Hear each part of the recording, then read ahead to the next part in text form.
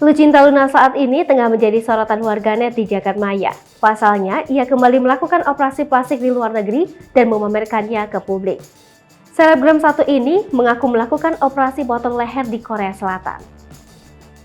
Operasi tersebut ia lakukan untuk menghilangkan suara yang disebutnya kodam.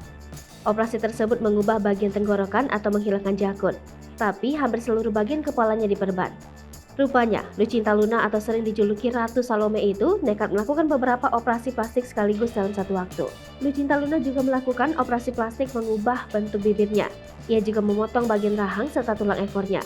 Kini, wanita usia 33 tahun itu tengah menjalani masa pemulihan. Lucinta Luna juga membocorkan wajahnya setelah operasi.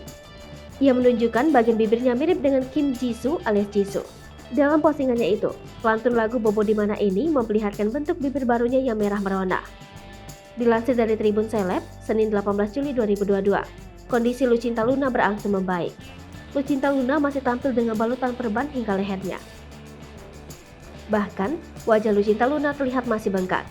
Namun, kini Lucinta Luna sudah bisa menelan makanan. Meskipun makanan tersebut hanyalah bubur, tetapi Lucinta Luna masih terlihat berhati-hati saat membuka mulutnya untuk makan. Berbeda dengan sebelumnya, Lucinta Luna terlihat sangat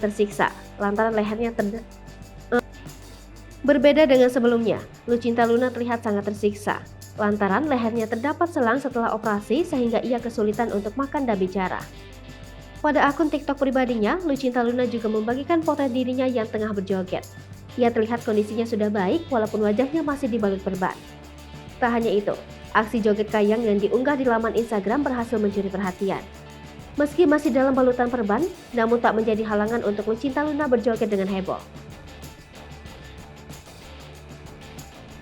Hai pemirsa Sri Popo TV, jangan lupa komen, like, dan subscribe, serta tonton terus berita-berita terupdate lainnya